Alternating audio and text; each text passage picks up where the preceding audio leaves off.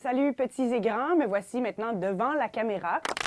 En même temps, ça fait longtemps que je suis sur YouTube, ça va faire 10 ans cette année. Quand j'ai commencé, je portais une perruque, puis ça faisait partie de ma démarche artistique de provoquer des situations dans l'espace public en gardant mon identité incognito.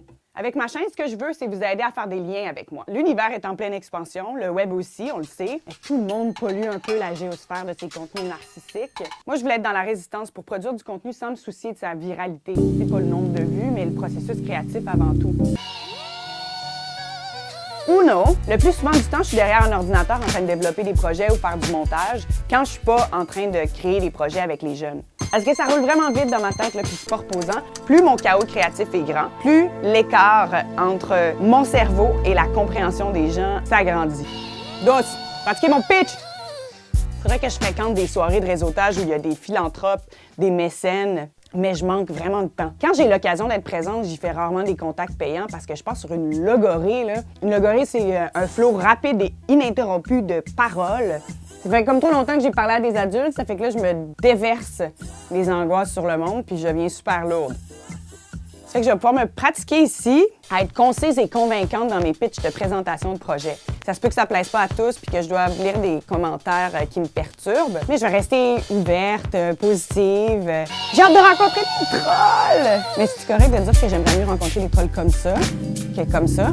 Là, les trolls qui me connaissent pas vont déjà me troller. Faudrait que je me présente. Pamela Géraldine Bisson, c'est mon nom. Oh ouais. Pas le choix d'être excentrique avec un nom comme ça. À l'école primaire, c'est le nom que mes parents ont écrit à mon inscription. Et quand l'enseignante, le premier jour d'école, nommait mon nom, je me levais d'un bond pour dire « C'est juste Pamela! Pamela!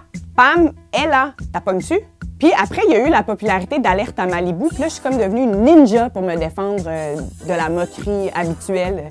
Pamela Anderson. J'ai pensé que je m'en sortirais quand l'émission allait être terminée. Mais je suis allée à Dakar, au Sénégal, à peu près une décennie plus tard. Et j'ai dû m'accrocher au nom de Yacine que ma famille d'accueil m'avait offert pour éviter les allusions inconfortables des Sénégalais qui voulaient trop connaître mon vrai nom. Et oui, il y avait encore des rediffusions de Baywatch. Finalement, au début de la vingtaine, je suis devenue guide accompagnatrice pour des tours touristiques, des étudiants anglophones qui venaient du Canada ou des États-Unis. Un jour, j'accueille un groupe d'adolescents de Pennsylvanie. Ils sont inspirés de Borat, qui a une fixation sur Pamela Anderson. Ah, no thanks. بس رايح. Et là, le port de mon nom redevient une fois de plus pas reposant.